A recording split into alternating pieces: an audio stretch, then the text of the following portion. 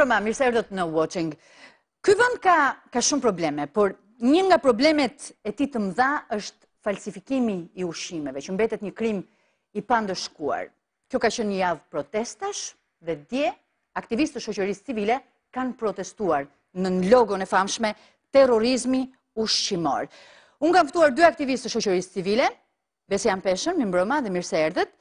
Faleminderit. Dhe Adriatik Lapaj, mirëmbrëma dhe mirë se erdhët. Pjesëmarrës dje në këtë protest. Pse terrorizëm ushqimor në këtë përmas është situata? Unë mendoj që është edhe, mund të gjenim edhe terma të tjerë të cilët janë më tragjik, sepse çfarë është terrorizmi në vetvete? Terrorizmi në vetvete është një mjet që përdoret nga një grup kundër një grupi tjetër, duke sakrifikuar jetë njerëzish. Pra presioni bëhet nëpërmjet sakrifikimit të jetës së njerëzve. Në rastin konkret, ne quajmë terrorizëm ushqimor për shkak se një grup që janë biznesmen abuziv ushtrojnë presion mbi shoqërinë për të blerë disa mallra dhe produkte të caktuara, të cilat janë të falsifikuara, janë jashtë çdo lloj standardi për të konsumuar dhe që vënë në rrezik jetën e qytetarëve shqiptar. Jo pak raste kemi parë dhe kemi dëgjuar se si një dasëm e tërë, shumë ka përfunduar në spital. Të gjithë dasmorët e një dasme kanë shkuar në spital dhe kanë patur probleme serioze me shëndetin për shkak të ushqimit që kanë konsumuar. Është shumë e vërtetë. Të gjithë, të paktën në një apo në dy raste kemi qenë viktima për shkak të helmimit nga ushqimi. Por kjo është protesta që ju keni mbajtur dje. Për nga përmasa, si ishte? Njerëzit janë të ndërgjegjësuar, njerëzit e kuptojnë se çdo thotë që të helmohesh nga ushqimet, ti ndrosh datën e skadencës, ta shesës një mall si produkt të 2015-s që skadon në 2020, ndërkohë që mund të ketë 10 vite që ka skaduar. Njerëzit janë të ndërgjegjësuar në një farmase, jo të gjithë. Të gjithë janë prek nga ky fenomen, edhe ata që nuk e dinë, ja u garantojmë ne që janë prekur nga ushqimet e përditshme që konsumojnë. Po dikush e ka imunitetin më të fortë dhe nuk e ndjen. Për shembull. Ndoshta, po ato janë dhe pasojat që vinë me vite, nuk është se mund të jetë aty për aty. Pjesëmarrja nuk është se këto kauzash nuk janë kauza që janë të matshme nga numri pjesëmarrësve, por këto janë çështje parimesh dhe janë çështje vlerash dhe çështje të drejtash njeriut. Që do të thotë që ata që ndjejnë të arsyeshme dhe çështje cilësie, ata që marrin pjesë aty kish intelektual të gjitha fushave, të cilët u takojnë të bëjnë sensibilizimin e shoqërisë të parët. Kjo që po ndodh me ushqimet në Shqipëri është një gjë që nuk është e ditëve të fundit, është një fenomen 25 vjeçar, të paktën, i cili po e dëmton jetën dhe shëndetin e qytetarëve shqiptarë në mënyrë të përditshme. Ju thatë për terrorizmin ushqimor, në fakt nga ana ligjore, sepse unë jam avokat, terrorizmi nënkupton veprime dhe aktet një grupi njerëzish, cilët kërkojnë të frustrojnë dhe të imponojnë gjithë pjesën tjetër të shoqërisë që mund të jetë e shëndetshme ose që ka qëllime të tjera në jetë. Në rastin konkret, një grup i caktuar qytetarësh, në thonjza se janë qytetarë ata që i bëjnë këto gjëra, dalin nga shtëpia, dhe kjo është e keqja më e madhe, dalin nga shtëpia me paramendim, vënë në ato punishtet e tyre, fabrikojnë mallra të skaduara ose undrojnë datat mallrave të caktuara, cilat janë skaduar dhe i rifusin në treg, gjithmonë me paramendim duke ditur që po rifusin në treg vdekje në një farë mënyrë. Absolutisht, sepse qëllimi final i tyre është vetëm përfitimin, kuris të përfitimi i një grupi njerëzish kundrejt gjithë shoqërisë, duke dëmtuar shoqërinë, qoftë në pjesën e shëndetit, qoftë në sëmundjet e rënda që shkaktojnë, qoftë dhe në riprodhim, sepse po të pyesësh ekspertët e kësaj fushë, i lidhin shumë nga këto ushqime edhe me procesin e riprodhimit të shoqërisë që ka shumë probleme sot. Ky nuk mund të quhet gjithë tjetër veçse terrorizëm. Desha të shoj diçka në lidhje me pjesëmarrjen. Gjithmonë ka një problem që në Shqipëri bëhen hesapet me numra njerëzish në shesh dhe këto hesape vjen si rrjedhoje një lloj tradite që kanë krijuar partitë politike. Jo më shumë si demonstrim force, sepse ju jeni aktivistë të shoqërisë civile, nuk keni politikanë, s'keni kujtja, tregoni nesër nuk do merrni vota, qoftë edhe. Këtë doja që të theksoja.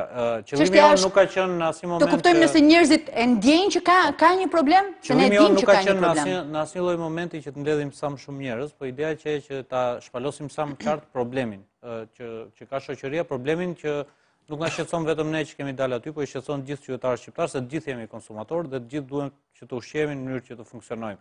Por dhe ky është një mesazh i parë që i kemi dhënë politikës, i kemi dhënë qeverisë. Nëse do duhet tash që këtë betejë ta fitojmë nesër, do duhet që të mbushim sheshet, edhe sheshet do i mbushim. Fillojmë dhe i marrim dhe i themi njerëzve që shiko, ka vetëm një mënyrë se si mund të jetojmë ne të qetë në këtë vend, do të mbushim sheshet, që këta të trëmben pastaj dhe të bëjnë institucionet të funksionojnë. Po ky nuk është qëllimi im dhe nuk është qëllim në vetvete për sa i përket organizimeve që kemi në mendje. E gjithë kjo protestë erdhi si një spunto që patëm nga Erion Kristo, që është një qytetar par excellence, i cili tha që ore pse nuk organizojmë një tubim që t'u themi këtyre që ne jemi gjallë dhe nuk pranojmë që të ushqehemi me kërmat që na hedhin dhe nuk pranojmë që të ushqehemi me jashtë standardeve dhe të helmohemi sa që duan këta të bëhen më të pasur. Dhe duket sikur shoqëria jonë është, le të themi, asociuar me këtë mënyrën që pranojmë gjithçka që na jepet. Qoftë edhe kur e dim që është e skaduar puna madhe. Mjaft që shitet pak më lirë. Nuk e di pse shoqëria jonë e ka këtë lloj koncepti. Sepse shoqëria jonë është e varfër. Ne do ta pranojmë këtë gjë. Dhe varfëria nga njerë të qonë drejt mungesës sensibilitetit drejt cilësisë. Pra, kur nivelli i matshmërisë dhe nivelli i jetesës është shumë i ullët, nuk ke uksin që ti të shikosh datat e skadencës. E kjo është një mënyrë kulturë jetese që është krijuar deri më sot. Ndaj i takon qytetarisë dhe siç e tha Besiani, Erion Kristua, ne falenderojmë për këtë nisëm, që të ndërgjegjësoj dhe të thotë dale, ka ardhur një moment që ne t'i shkojmë me datat e skadencës.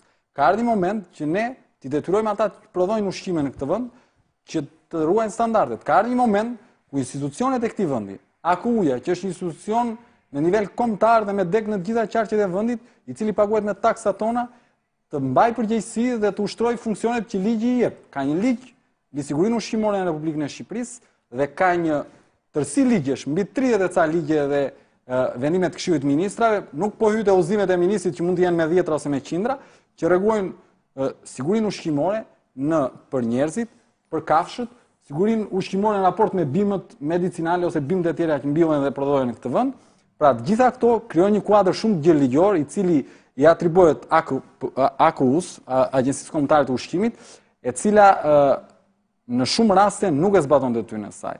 Dhe qytetarët në këtë rast janë në një situatë ku keq trajtohen nga biznesmen në thonjza të pandershëm, të cilët i prodhojnë këto ushqime, por nuk mbrohen dhe nga institucionet kompetente të shtetit. Dhe më e keqja është që zakonisht çfarë ndodh? E kemi tablon shumë të qartë. Ndodh një protestë, dalin një përfaqësues i AKU-s ose qoftë ministri i bujqësisë, mban një konferencë përshtyp, thotë që do të marrë masa, gjëja mbyllet në një javë, asgjë nuk ndodh. Por edhe shoqëria civile e mbyll gjithçka shpesh në një javë. Jo. Është ky rasti për shkakun? Ky nuk do të jetë rasti dhe fatmirësisht kemi kamera, njerëz që na ndjekin, por edhe kamera që regjistrojnë dhe mund t'i rikthehen. Nuk kemi për ta lënë këtë situatë me kaq. Kjo ishte një protestë e parë për të paralajmëruar, për t'i kërkuar në radhë të parë, unë kam thënë dhe në protestë kryeministrit të vendit, që nuk mund të ketë prioritet më të madh për të sesa siguria e jetës së njerëzve në këtë vend. Siguria ushqimore lidhet drejt për së drejti me sigurinë e jetës dhe nuk ka asgjë më të rëndësishme për një kryeministër sesa jeta e qytetarëve të cilët janë subjektet të tij. Dhe i kemi bërë thirrje kryeministrit që menjëherë të therrasi institucionin në varësi të tij, që është Autoriteti Kombëtar i Ushqimit, dhe të marrë të gjitha masat që ky institucion të funksionojë ashtu siç e parashikon në kuadër ligjor. Ne, përpara se të shkonim në protestë, kemi bërë një hulumtim së bashku me Adriatikun të gjithë kuadrit ligjor. Dhe i kemi parë një më një të gjitha ligjet dhe të gjitha nenet që flasin për këtë çështje. Besojmë që legjislacioni është i mirë dhe është brenda parametrave europian. Nuk kemi probleme të legjislacionit. Asnjëherë s'kemi pasur. Nuk kemi asnjë çështje të cilën mund ta propozonim si risi dhe të thoshim që shiko, duhet edhe ky nen apo mungon edhe ky urdhër, udhëzim etj. Pra akt ligjor apo nën ligjor. Fatmirësisht legjislacioni është atje. Çfarë kemi vënë re që mungon është gatishmëria dhe predispozicioni i Autoritetit Kombëtar të Ushqimit, i strukturave të policisë dhe të krimit ekonomik në të gjithë Shqipërinë, për të goditur në zëmër të gjithë këta persona të cilët kanë punishte dhe falsifikojnë ose produktet ushqimore, ose falsifikojnë etiketat e produkteve ushqimore. Nëse kryeministri thotë që nuk ka informacion, atëherë ka një problem me strukturat e AKU-s dhe strukturat e policisë së shtetit. Unë dua t'ju them që në çdo fshatin, në fshatin më të thellë po të shkosh të Shqipërisë sot, nëse ti hap një punishte, le të themi ku do përpunosh qumësht. Unë jam i bindur që brenda 3-4 ditësh aty do të vi ose policia e rendit që të pyesi çfarë po bën, sepse informacioni ka vajtur, ose do të vi strukturat e tatimeve që të vinë dhe të sigurojnë që a e ke regjistruar apo jo biznesin tënd. Është e pamundur që ti të kalosh pa u vënë re. Jo më që të hapësh një punishte ku hyjnë e dalin për ditë, si minimum furgona, të cilët mbushin mallra dhe shkojnë dhe i çojnë në treg, dhe vinë prapë bjerë mallra të tjerë të cilët ripërpunojnë. Pra, është e pamundur që ky aktivitet të zhvillohet në fshetësi dhe pa rënë në sy. Ajo që ngelet si e vetmja mundësi është që dikush aty jashtë, që e ka për detyrë, nuk është duke e bërë punën e tij ashtu siç duhet, ka struktura të cilat bashkëpunojnë me këta kriminal, bashkëpunojnë me këta terrorista, duke vënë në rrezik jetën e qytetarëve shqiptar. Këto struktura varen nga kryeministri i Shqipërisë dhe rrjedhimisht faji dhe fatura shkon direkt te ai. Nuk e di, Adriatik, nëse përpara se të bëni këtë protestë, ju keni mbledh informacion të mjaftueshëm për të kuptuar për masën e përhapjes së këtij fenomeni. Dakor, ka pasur të paktën 10 shoqërime, personazh të cilët merren me këtë aktivitet që është pa diskutim kriminal, sepse të duash të marrësh jetën e një individi me paramendim, është aktivitet i tillë kriminal. Ata ndronin datat e skadencave të ushqimeve të ndryshme të tjerë. Ju keni marrë informacion sa i përhapur është fenomeni? Këtë informacion mund ta konstatojë çdo qytetar. Si? Jemi para një situate ku të bllokosh punishte të mëdha ose fabrika të cilat ndrojnë datat produkteve të ndryshme, do të thotë që këto fabrika në minimumin e tyre duhet furnizohen me sasi shumë të mëdha produkte skaduara të cilat duhet të ndrojnë datën. Pra është një rrjet i tërë i ngritur që nga supermarketet. Është një industri e tërë. Pra që të ketë produkte të skaduara, do të thotë që këto duhet vinë nga dy rrugë. Ose nga doganat të hyjnë nga jashtë të skaduara, pra ku shteti duhet ketë kontrollet e veta shumë të forta, që të gjitha strukturat i ka dhe i paguan, ose duhet jetë i brendshëm, pra maura që vinë nga jashtë të sakta, por nuk arrin të shiten në kohë dhe skadojnë brenda vendit dhe supermarketet e vendit. Nuk i eliminojnë sipas detyrimeve ligjore, por i rifusin në aktivitet financiar duke u ashitur kompanive të cilat u bëjnë ndrimin e datave, të cilat i rifusin përsëri në treg. Ky është një aktivitet shumë i gjerë kriminal, por shumë i gjerë realisht, sepse siç u thash, që të arrijë një punishte të punojë do sasi jashtëzakonisht shumë të mëdha të këtyre produkteve që të furnizohet. Për sa i përket konstatimit në terren, kemi 10 raste ku njerëzit marrin shampo dhe ven edhe ças psojnë nga lëkura, nga flokët, nga spozu ushqimet, po janë edhe detergjentët, të gjitha të skaduara, domethënë. Po njëra prej fabrikave shpërndante detergjente dhe madje ai sektori i detergjentëve është më i rrezikshëm nga të gjitha, sepse ushqimi gjithsesi ka një farë tolerancë, në një farë mase, në produkte të caktuara.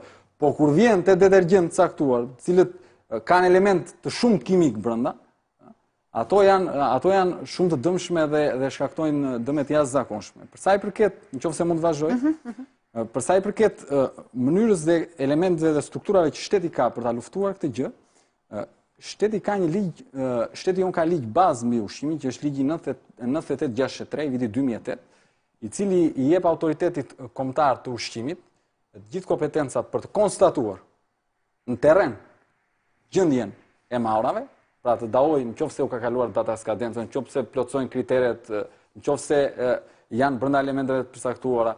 E dyta, AKU-ja duhet të bëjë lajmërimin e publikut. Pra, në element të caktuar ushqimor, të cilët vinë të skaduar ose janë përhapur në treg dhe konstatohet që ka një rast të tillë, duhet që të njoftohet publiku. Dhe në rasti konkret është bllokuar fabrika që i prodhonte këto, por unë nuk e dëgjova AKU-n të dalë deklarat për shtyp dhe të thotë që këto produkte nga kjo datë të kësaj firme të ndalohen dhe mos përdoren. Kjo është shumë e vërtet. Kjo ndodh gjithë herët. Edhe kur flitej, mbaj mend para disa vitesh për çështje lodrash, fëmijësh, që përmbanin materiale të rrezikshme, asnjëherë nuk u tha as emri i firmës, as ku tregtoheshin. Që të paktën ata që kishin marrë mos t'i përdorin. Absolutisht. Pse ndodh kjo? Kjo ndodh sepse ta zotrinjt duan që të lënë diku kanë interesa. Të lënë një hapësirë për të biseduar nën tavolinë me këto firma për të negociuar pikërisht të lajm. Pra, jo vetëm që negociojnë faktin që këto e shesin produktet falso në treg, që këto hedhin lloj-lloj mbeturine në tregun shqiptar, të cilat pastaj i përtypin qytetarët, por më pas edhe kur këta kapen, negociojnë edhe pjesën e prishjes apo jo të emrit të një kompanie e cila nuk meriton më që të jetë në treg.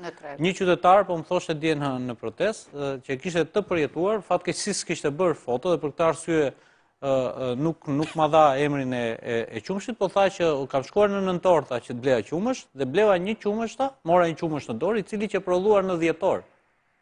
Tha, pra datën e prodhimit e kishte në dhjetor, dhe datën e skadimit e kishte mbas një viti, në dhjetor të vitit tjetër. Pra, ishte një qumësht i cili që prodhuar nesër.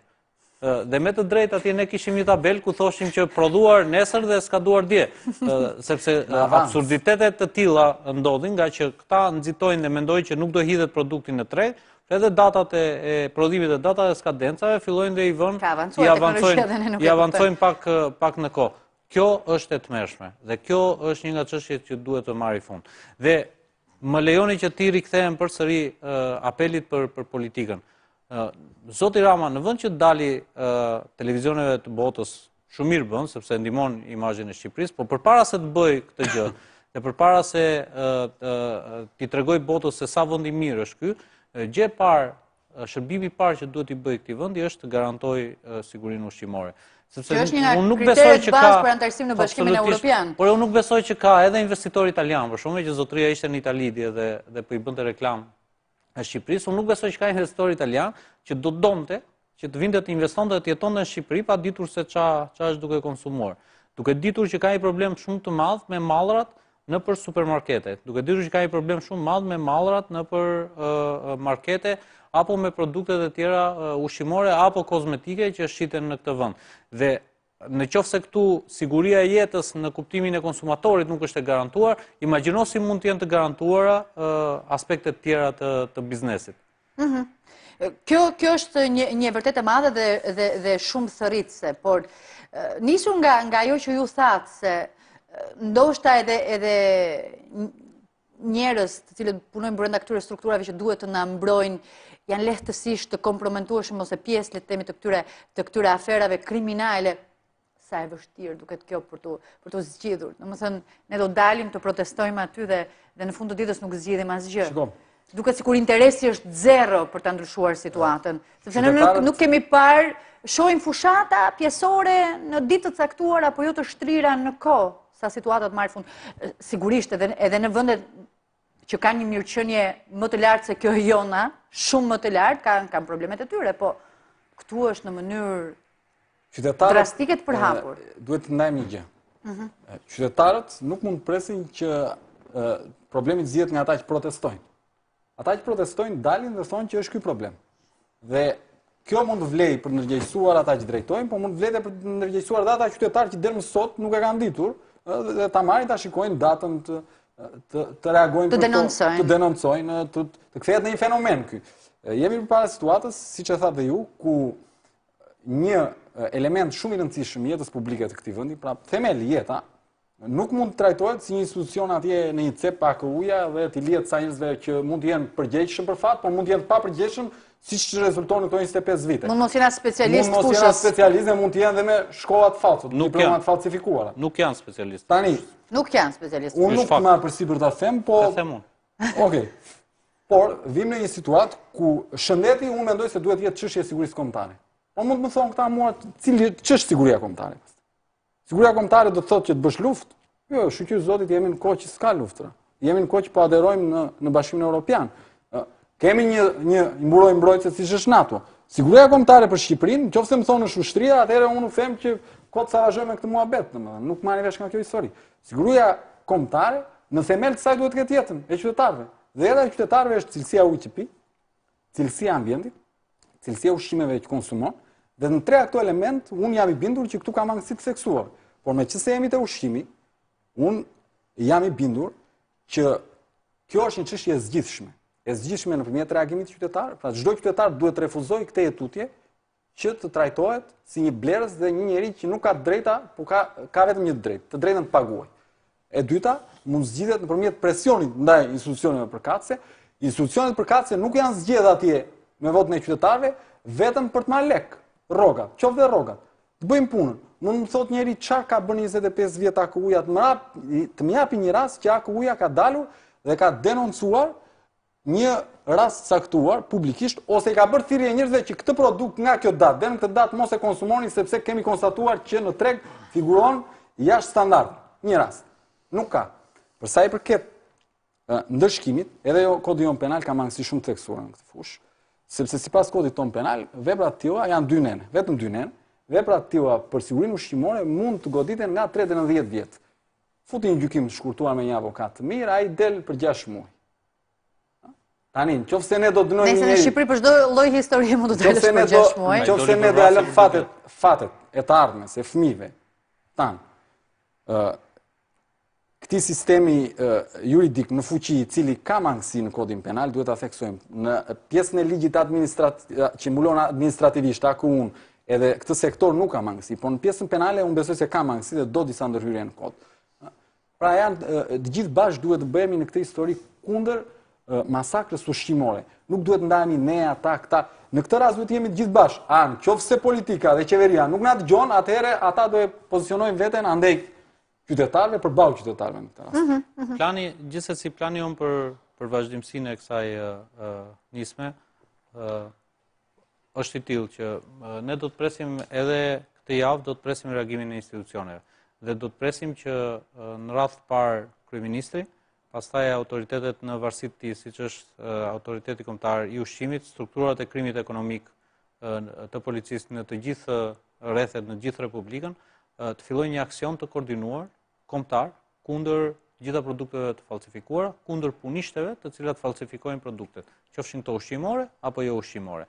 Dhe ky është një aksion që ne e kërkojmë, e kemi kërkuar atë ditë në protestë, e kërkojmë dhe do vazhdojmë që ta kërkojmë edhe në mënyrë formale nga kryeministri i Republikës së Shqipërisë. Së dyti, nëse nuk do të ketë reagim nga ana e politikës, ne do të fillojmë vetë një fushat kundër këtyre produkteve, do të ftojmë qytetarët shqiptar që të injorojnë politikën, të injorojnë qeverinë dhe së bashku të arrijmë që të koordinojmë një aksion kombëtar ku të denoncojmë, të shfaqim, të zbulojmë me aq sa mundemi nëpërmjet rrjeteve sociale që janë mjeti më i fortë sot në duart e qytetarëve shqiptar, të denoncojmë këto produkte kudo që ndodhen, qofshin këto në markete, supermarkete apo qytetarë që kanë më shumë informacion nëpër vende të tjera. Paralelisht me këtë, do fillojmë denoncimin dhe çmontimin e gjitha lidhjeve kriminale që këto grupe kanë brenda në strukturat e AKU-s për shembull, që e cila për fat të keq e kemi të gjithë informacionin dhe dim që brenda autoritetit kombëtar të ushqimit për shembull, që nga drejtimi i cili është inkompetent, është një lidhje totalisht militanteske që s'ka lidhje fare as me profesionalizmin dhe as me detyrën dhe funksionin që ushtron ky autoritet, ne do të fillojmë që gjitha këto informacione t'i bëjmë publike për qytetarë në mënyrë të tillë që të arrisim presionin nga jashtë për këto institucione, qoftë për të arritur në konkluzionin se nuk mund të vazhdojnë të drejtohen në këtë formë, apo derisa të shohim që do të ketë një ndryshim në reagim. Gjithsesi, ne presim dhe unë uroj dhe besoj që do të ketë sensibilitet nga ana e politikës për këtë çështje, do të ketë një reagim të zotit Rama, do të ketë një aksion kombëtar për këtë çështje. Kjo është një çështje që intereson me themel qytetarëve shqiptar, ashtu siç u çua policia së bashku me strukturat e tjera të OSHE-s dhe shkuan derë më derë për të kontrolluar dhe për të parë me të drejtë nëse qytetarët shqiptar e paguajnë apo jo energjinë elektrike, duhet që strukturat e policisë së bashku me strukturat e AKU-s të shkojnë derë më derë të çdo marketi, derë më derë të çdo lloj punishteje, të çdo lloj godine e cila është e klasifikuar si e çuditshme apo si e rrezikshme dhe që mund të dyshohet se ushtron një aktivitet të tillë kriminal, në mënyrë të tillë që brenda 1 muaji, 2 muaj, 6 muaj, gjithë territori i Republikës të jetë krefur dhe të mos ekzistojë më nëpër dyqanet tona asnjë lloj produkti i cili të jetë i rrezikshëm. Kjo duhet të jetë mbi detyrat e kryeministrit të Shqipërisë. Megjithatë do duhet kishte një reagim qoftë edhe sot lidhur me çështjen, edhe si ndihen aktivistët e shoqërisë civile ku nuk marrin asnjë reagim, po thonë që ne do të vazhdojmë tonën dhe po presim që të reagohet. Ndërkohë reagimi mund të vijë pas 10 ditësh, atëherë kur presioni ka kaluar le të themi kufin, po nuk duhet mbrish në këtë pikë për të kërkuar atë që ti e paguan. Historia është shumë e thjeshtë. Së pari njerë ne duhet presim që qytetarët të mbrojnë veten e tyre. Pra, njëshi i gjës është që unë si Adriatik duhet kujdesem për veten time. Pastaj duhet mendoj që ai që kam votuar të kujdeset për mua. Pra, njëshi sensibilizimit është kytetari. Duhet të reagoj vetë qytetari duke denoncuar çdo rast abuzimi në marketet, tregjet, rrugët e Shqipërisë të këtyre rasteve. E dyta, vim në një pikë ku qytetari nuk mund të bëjë denoncimin sepse ai nuk ka si ta dallojë që kjo etiketë është e manipuluar. Ktu i takon autoriteteve të shtetit. Tani qoftë Ti e dallon vetëm kur e konsumon. Po, e dallon vetëm kur veten në spital atë. Që të ka thënë doktori që shi se ishte elmuar. Jo, po ecë gjë se mund të ketë shkruar disa produkte. Nuk ketë shkruar disa po. Ktu vim te autoritetet shtetërore. Tani, nëse autoritetet shtetërore mendojnë se prioritet më shumë se jeta e qytetarit është prishja një godinë 4 katëshe, unë besoj se e kanë gabim. Edhe ato duhen prishur, kur janë paligjshme ose kur duhen hap rrugë, ose duhet bërë. Ne duhet ndërtojmë një shtet model, duhet ndërtojmë një shtet sa më të mirë. Por duhet ketë prioritete. Nuk të ndalon varfëria ty si shtet që të vendosësh standarde në ushqim. Nuk të ndalon varfëria ty si shtet që të ndërtosh një qytetari të pastër dhe një ambient të pastër. Nuk kërkon investime të mëdha ruajtja standardeve të ushqimit. Madje ne po i bëjmë investime duke paguar gjithë strukturat përkatëse të AKU-s dhe të Ministrisë së Bujqësisë.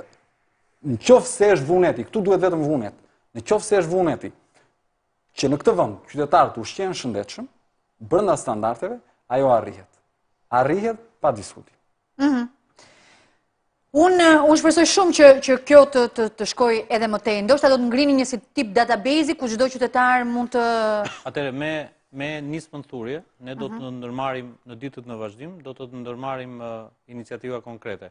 Një, duke ngritur një website ose faqe, jemi edhe duke biseduar për çështje teknike, ku qytetarët mund të denoncojnë, dhe nga krau tjetër të ngrëm një urë komunikimi me strukturat përkatëse në mënyrë tillë që këto denoncime pastaj në kohë reale të shkojnë strukturave të cilat duhet që të reagojnë. Nëse s'do ketë reagim, gjitha mos reagimet do të bëhen publike nga ana jonë për të diskredituar gjithë ata zyrtarë të cilët mund të jenë të lidhur, ose janë pa aftë, ose mund të jenë të lidhur me strukturat do e bëni gjithçka publike. Kriminale. Çdo gjë do të jetë publike. Kjo mund të jetë një formë interesante, megjithatë me nada ta them, nuk ka ndodhur ndonjëherë në Shqipëri, po edhe ne nuk jemi të vjetër, po jemi të rinj në këtë punë dhe prandaj do bijem gjëra të reja dhe do të ketë risi.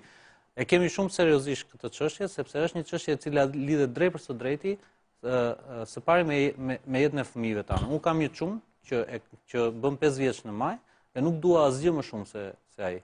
Jam e sigurt që të gjithë ata në shtëpi e mendojnë të. Që kanë fëmijë, dhe ndoshta preken më shumë kur ti i përmend fëmijën. Kur unë them që nëse nesër fëmia im do të hajë një çokoladë, e cila aty e ka të shkruar që nuk është e skaduar, po është e skaduar, dhe për shkak kësaj do sëmuret, unë nuk do t'ja fal vetes që unë nuk bëra diçka për këtë. Që unë kisha mundësi të bëja diçka dhe nuk bëra diçka. Dhe kjo është shtysa më e madhe që më bën mua, bën Adriatikun, bën Erionin, bën gjithë njerëzit e tjerë të angazhuar në këtë çështje, që mos ta lëmë me kaq, por ta shtyjmë përpara këtë kaos derisa të sigurohemi që autoritetet fillojnë të bëjnë punën e tyre.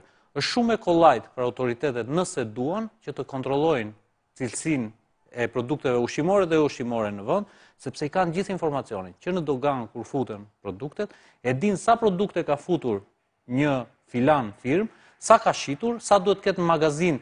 Ato që ka në magazin, e di që në sistem, e di i ka të skaduara, apo i ka të jo të skaduara, apo i skadojnë për sa kohë. Shteti shqiptar e ka gjithë informacionin. Ajo që nuk ka qeveria shqiptare, fatkeqësisht, është dëshira e mirë për të na garantuar ne dhe fëmijëve tanë një jetë shëndetshme. Një jetë mirë.